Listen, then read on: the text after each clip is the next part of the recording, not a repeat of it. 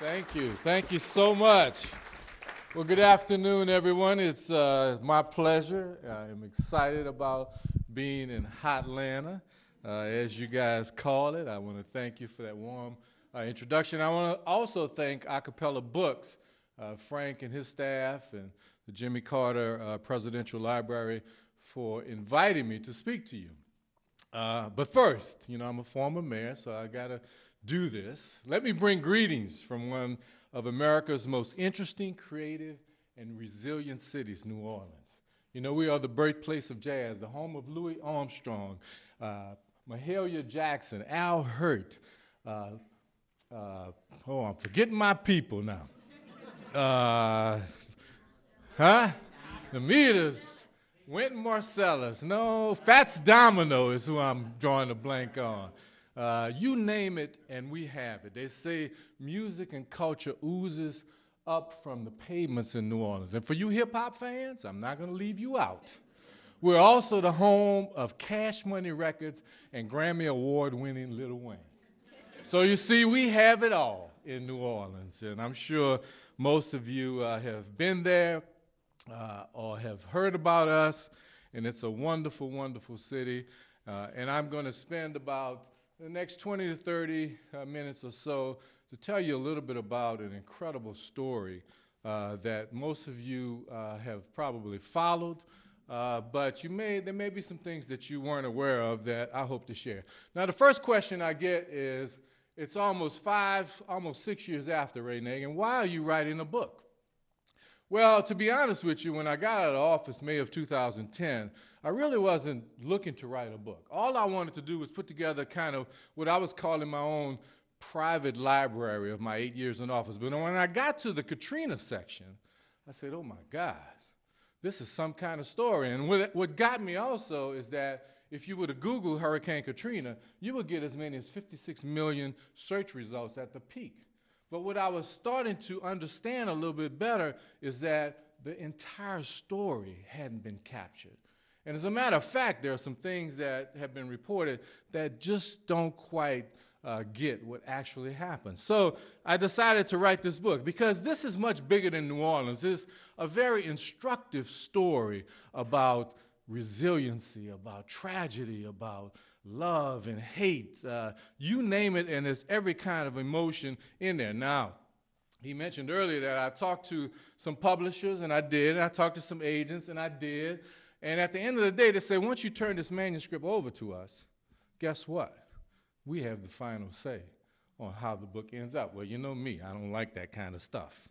I like to tell my own story, so I decided to self-publish, and one thing led to another, and I found Amazon and CreateSpace, and we put this partnership together, and it's been a really good experience. So any of you would-be authors that are out there thinking about it, Klaus Kroger, Lord have mercy, a guy from way back when I was with Cox Communication is in the house. But anyway, so I encourage you, if you're thinking about it. But it's a lot of work. It took me over a year to put this project together. There's writes and rewrites, as you know, but I'm going to keep going. This story that I put together basically it takes the reader on a front row seat journey into one of America's, I think it's been classified as the worst natural and man-made disaster ever in the history of the United States. I interacted with everyone, George W. Bush, our Governor Kathleen Blanco, all the military leaders, the John Wayne Dude, as I coined him, called General Honore, and I ended up being the last leader standing, which is not necessarily the best thing after a disaster. If you study disasters, most leaders after a disaster either run out of town, run out of office, or killed. Well, lo and behold, I decided to run for re-election in the middle of all this madness and was blessed enough to win, so I have been enduring quite a bit of torture, to say the least, but it's all good. I would do it again because New Orleans was just that important. But if you boil this story down, the essence of it, and I'm going to cover some things with you, this story is really about a historic, catastrophic disaster that violently collided with politics, race, and class. Everywhere you look, those three elements come up in this amazing story about Katrina. And you know, for those of you who have been following us, you know, I made quite a splash during the storm. I went on radio and kind of did a little cussing, you know. God is still working on me, so y'all going to have to excuse me. I do cuss a little. I'm not going to cuss tonight, trust me. No, I'm not. But I made quite a splash, and it was at a critical time when things were almost at their worst. And those words, those sound bites will probably live forever. And people will always associate, I think, me with shared frustration because we just couldn't believe that this was happening in the United States, the richest, one of the richest countries, if not the richest country in the world. And we saw all sorts of stuff, devastation, people suffering on their roofs, in the Superdome, in the convention center. This storm was unbelievable, and the aftermath was just as incredible. And it literally brought the city and its leadership to its knees. Now, we all were overwhelmed. I will be the first one to tell you, every level of government was overwhelmed. And you find that in major disasters that are historic. I was overwhelmed. I made some mistakes. Everybody up the food chain that was in leadership absolutely made mistakes during this particular disaster. But think about this. This Hurricane Katrina was the most deceptive storm that we had ever seen. It wasn't until 24 hours before she actually made landfall that she really revealed where she was going. Now think about Atlanta. And I always put this in perspective for people when I'm in different cities. How would you evacuate Atlanta in less than 24 hours? Think about your traffic right now. But can you imagine everybody trying to get out at the same time? Well, there was a storm, Hurricane Gustav, that happened a couple of years after, and Houston tried it. And they watched us, and they saw our contraflow where we turned all the interstates around and everything is pointed away from the city, and they tried it. And guess what? It didn't work.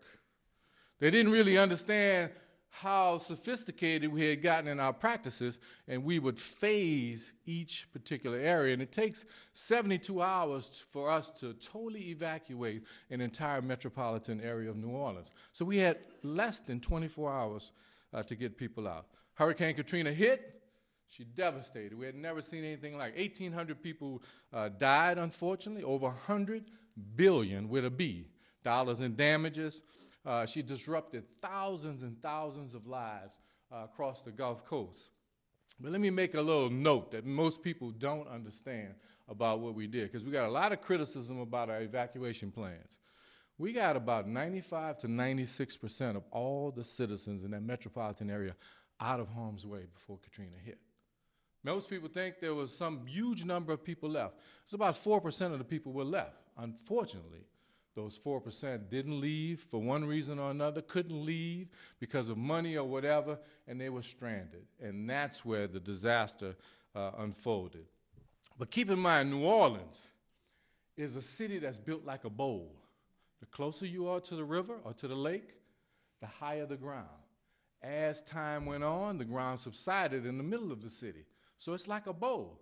So when the levees breached and broke, and they're federally designed and constructed and maintained levees, they breached catastrophically, so the water started rushing in the city, and it got as high as 20 feet in some areas. It's over rooftops, if you can imagine that. And as a matter of fact, 80% of the city flooded. 80%. Almost 150 square miles of our city flooded. Can you imagine that? Can you imagine that happening here? I hope it never happens, but you never know. You never know what's happening with global warming. We were stuck at that point. And for some reason, we were quarantined. Nobody was coming in. Nobody was coming out. And we had always planned for a disaster. If the big one ever hit, we had always planned that we would hunker down with whoever stayed for 3 days, and then the cavalry would come. the cavalry being the feds and the state, they would come surely and rescue us after 3 days. If you can get a